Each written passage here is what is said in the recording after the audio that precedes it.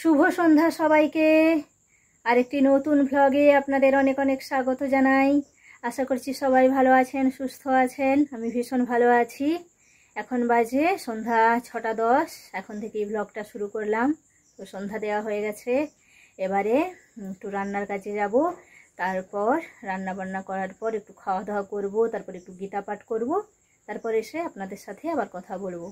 তো ফাইনালি রান্না হয়ে গেছে, আর এখন একটু দুধ দিয়ে পাউরুটি খাবো। পাউরুটিটা খাওয়া হয়ে গেলে তারপর গীতা পাঠ করতে যাব। আর এখন অ্যাসিডিটির প্রবলেমের জন্য একটু চা খাওয়া বন্ধ রেখেছি, নাহলে চা দিয়ে পাউরুটি খেতেই কিন্তু বেশ লাগে।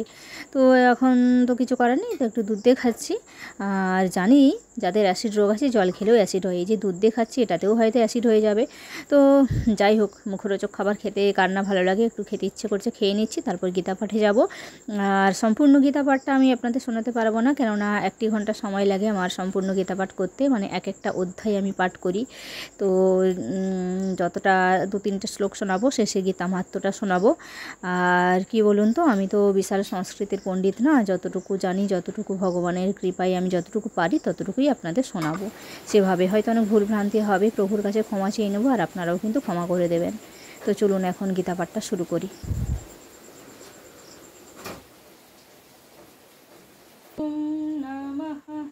ভগবতে বাসুদেবায়। ওম নমঃ ভগবতে বাসুদেবায়। ওম নমঃ ভগবতে বাসুদেবায়।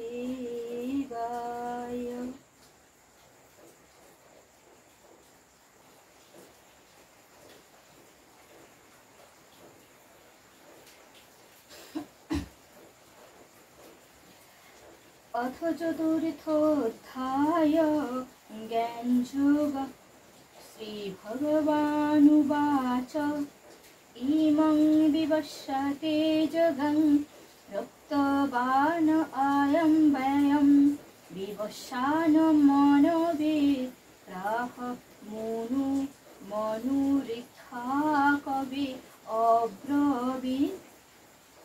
শ্রী ভগবান অর্জুনকে বললেন, এই অব্যয় জ্ঞানযোগ আমি সূর্যকে বলিয়াছিলাম, সূর্য মনুকে বলিয়াছিল, মনু আবার ইক্ষ্বাকু রাজাকে বলিয়াছিলেন।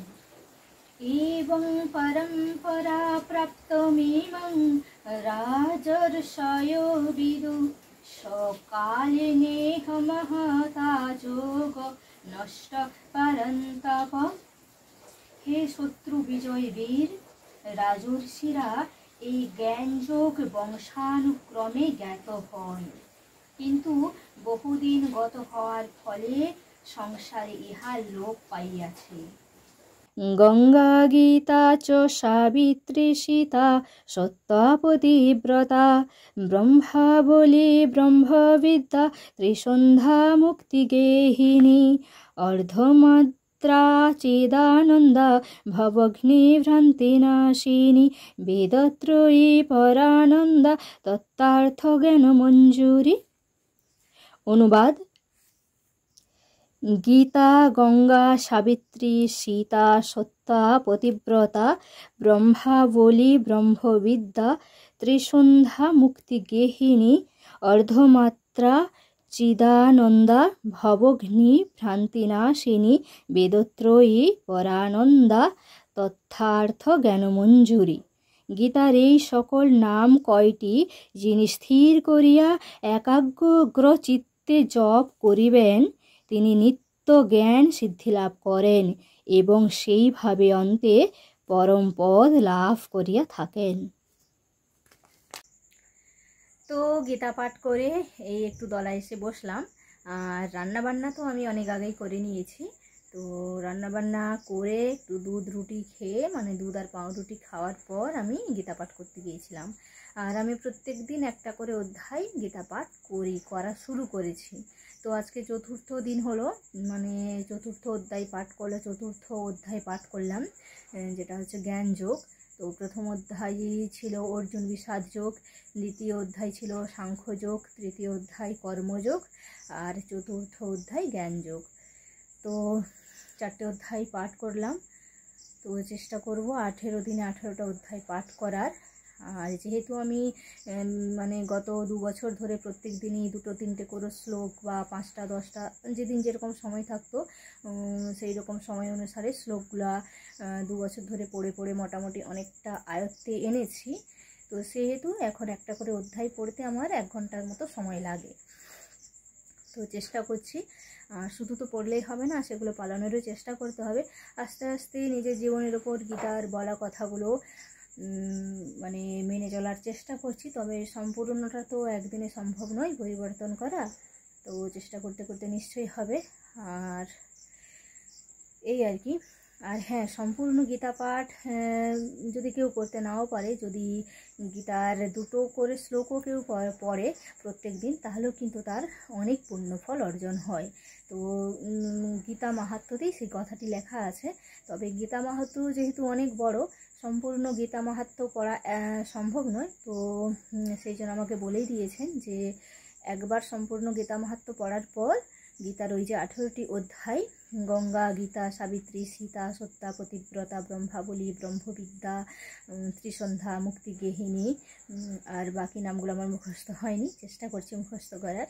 তো এই নামগুলো প্রত্যেক দিন মানে গীতা পাঠের শেষে শ্লোক বা গীতার অধ্যায় পড়ার পর এই নামগুলি যদি কেউ পড়ে, তাহলে তার গীতা মাহাত্ম্যের লাভ করা যায়। তো সেই জন্য আমি গীতা পাঠ করার পর এই নামগুলো পাঠ করি। আর ওইখানে তো লিখিয়ে দেওয়া আছে, আপনাদেরকে পড়ে শোনালাম যে এই 18টা নাম যদি একাগ্র চিত্তে কেউ 108 বার জপ করতে পারে, তাহলেও কিন্তু তার পরম গতি লাভ হয়। তো শুনলেন, তো চেষ্টা করি এই আর কি। আর রান্নাবান্না যেহেতু হয়ে গেছে, চলুন আপনাদেরকে দেখিয়ে দিই কী রান্না হয়েছে। আর এখন আর বিশেষ কিছু কাজ নেই, বসে থাকবো আর একটু কবিতা পাঠ করব। আমি একটু এগুলো চর্চার মধ্যেই থাকি, যেহেতু পড়াশুনো করেছি, সেটা বিশেষ কিছু কাজে লাগাতে না পারলেও একটু যাতে মানে সেই পড়াশুনোর যে চর্চাটা যে হারিয়ে না যায়, সেই জন্য আমি এখন কবিতা পাঠে মনোযোগ দিয়েছি। কবিতা আবৃত্তি শিখি, তেমনভাবে কোথাও অংশগ্রহণ করিনি, মাঝে মধ্যে পাশাপাশি গ্রামে কোথাও অনুষ্ঠান হলে সেখানে অংশগ্রহণ করি, একটু শোনাই। আর বাড়ির সংসারের কাজকর্ম ছেড়ে কিছু ছেড়ে সব জায়গায় কোথায় কি হচ্ছে, অনেক জায়গাতেই হয় প্রতিযোগিতা বা অংশগ্রহণ করার সুযোগও থাকে, কিন্তু সময় হয়ে ওঠে না। তো যতটুকু অনলাইনে আমার ম্যাডামের কাছে শিখি, উনি যখন প্রোগ্রাম করেন সেখানে অংশগ্রহণ করি, আর বাকি টুকিটাকে অংশগ্রহণ করার চেষ্টা করি। তো নিশ্চয়ই আরও ভালো করে শিখে অংশগ্রহণ করব, এই লক্ষ্যেই আছি। তো দেখা যাক। তো চলুন এখন একটু দেখিয়ে দিই কী রান্না হয়েছে, তারপর খাওয়া দাওয়ার সময় আসবো আর কথা বলব। ব্যাক ক্যামেরাতে দেখিয়ে দিচ্ছি। তো এই যে রান্না করেছি আজকে, দাঁড়ান হাতটা ধুয়ে নিই, হাতটা একটু ধুয়ে নিই। তো আজকে এই যে কাবলি ছোলার তরকারি। আমাদের বাড়িতে যেহেতু সন্ধ্যাবেলায় প্রত্যেক দিন শুকনো খাবার হয়, মানে রুটি হয় প্রত্যেক দিন, মাঝে মধ্যে মুড়ি বানাই, আর কালী ভদ্রে একবার হয়তো ভাত হয়। তো এই জন্য ঘুগনি, চাউমিন, পরোটা এগুলোই বেশি হয়। তো আজকে যে কাবলি ছোলার তরকারি করেছি, এটা দিয়ে আজকে মুড়ি খাওয়া হবে। বাইরে ভীষণ বৃষ্টি হচ্ছে, না ভীষণ নয়, মানে মাঝে মধ্যে যখন হচ্ছে ভালোই হচ্ছে, আর না হলে নয়। আর এই যে দুধটা গরম হয়েছে, আমি দুধ দিয়ে পাউরুটি খেয়েছিলাম তাই কমে গিয়েছে। আর গোপালকে আজকে এই ঘুগনি আর মিষ্টি সেবা দেব। তো চলুন এখন একটু দোলনায় বসি, কবিতা মুখস্থ করি। সামনেই দুর্গা পুজো আছে, যদি কোথাও অংশগ্রহণ করতে পারি। তো পরে আসছি আবার।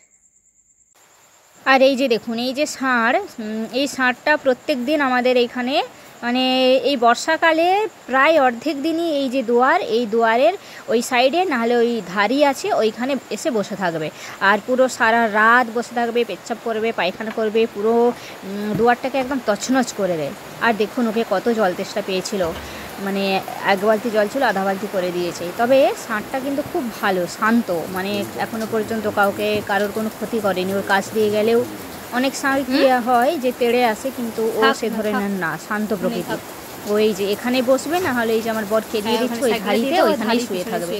আর সাইকেলটা এখানেও দিয়ে দিচ্ছে যাতে এই ধারকে আসতে না পারে, ওখানেই থাকবে।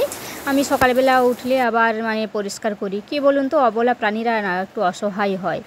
আর ঘরে এলে ঘরের এটা বাইরের দুয়ার বলে দুয়ারটাও নোংরা করে দেয়। নোংরার থেকে বড় কথা পুরো মানে ঘেঁটে চুটকে একদম শেষ করে দেয়, পরিষ্কার করতে কষ্ট হয়। তো সেই জন্য মাঝে মধ্যে আগড় দিয়ে রাখি, তবে প্রায় দিনই খোলা থাকে, প্রায় দিনই এসে বসে থাকে, শুয়ে থাকে।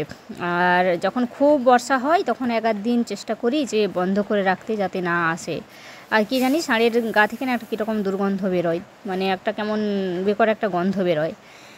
তো যাই হোক, ষাঁড়টাকে ওর মতো ব্যবস্থা করে দিয়েছি, আর আমরা এখানে খেতে বসে পড়লাম। ঘুগনি আর মুড়ি খাওয়া হবে বলেছিলাম, আর ঘুগনি হলে আমার এরকম মাখিয়ে খেতে বড্ড ভালো লাগে। তো সেই জন্য আমি এখন নিয়ে নিচ্ছি মাখিয়ে খাবো বলে। তো চলুন খাওয়া দাওয়া শুরু করি।